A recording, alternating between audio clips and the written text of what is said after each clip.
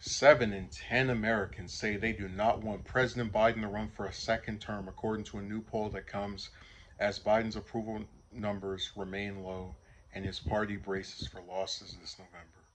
A Harvard CAPS Harris poll survey shared exclusively with The Hill found that 71% of respondents polled do not think Biden should run for a second term, compared to 29% who say he should run.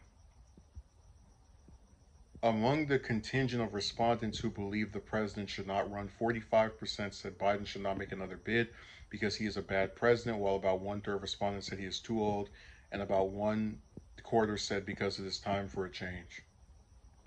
President Biden may want to run again, but the voters say no to the idea of a second term. Panning the job he is doing as president, only 30% of Democrats will even vote for him in the Democratic presidential primary. Mark Penn, the co-director of the Harvard CAPS Harris poll survey, said. But a majority of respondents, 61%, also say former President Trump should not run for the White House in 2024. 39% of respondents said the former president should run again. Among the respondents polled who believe Trump should not make another bid in the next presidential cycle, 36% said Trump was erratic, 33% said he would divide the country, and 30% said he was responsible for January 6, 2021.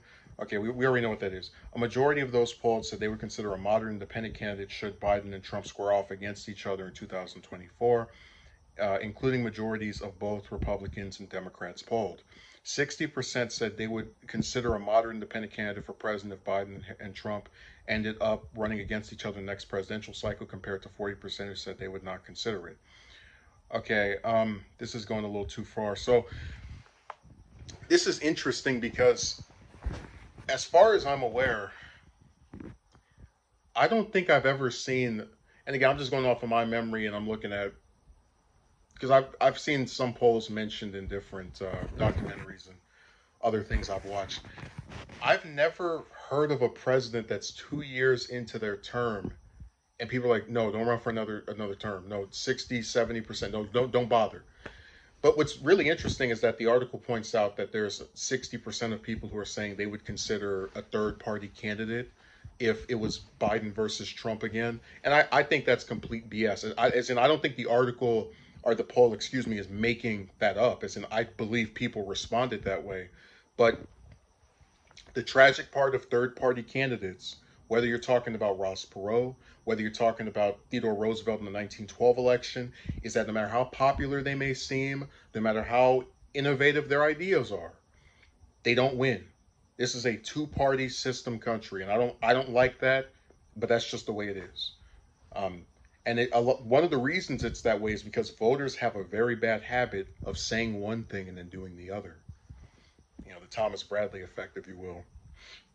So I think Biden's probably going to run for another term. I hope he doesn't. And I have to say, because we were talking about AOC, right, a few days ago. If I'm her, or if I'm Sanders, or if I'm, Harris, or the mayor of South Bend turned transportation secretary, I have to admit, it makes a lot of sense that those people would look at these numbers and say, yeah, I think I might primary him. But they should be very careful, because if any of them actually enter the 2024 Democratic primary, which looks like it's going to be a snooze fest currently, because we don't know if people are actually going to, budge and try to get the nomination from him, or if he's going to just sit the race out, period. If he doesn't sit the race out and they try to run against him, regardless of how bad these polls are, regardless of how much it looks like people want a change or someone that's younger, if they fail and he loses to whoever the Republican nominee is, that person is going to go down in history as the new Ralph Nader. This person lost because that third party, and I just don't, I don't wish that on any of these people, because, it's like, you look at Harris, and that's someone who wanted to be president, and her it would be really crazy to see her ambition cause her to just completely. Well, I take that back. She's not going to be one of the ones that runs against him, because she's going to try to be there for VP for a second term. But like someone like AOC, for example, who I think could mount a serious campaign in 2028, 2032, some later year, right? I really would hate for her to get stuck with, oh, you're that progressive that screwed up President Biden in the 2024 election, just like how Sanders screwed up Hillary in 2016. Because that's what these people do. If whenever they lose, they don't blame the crappy garbage candidate that 70-something% of people said shouldn't run for, for another term or at all, or they don't like or don't want.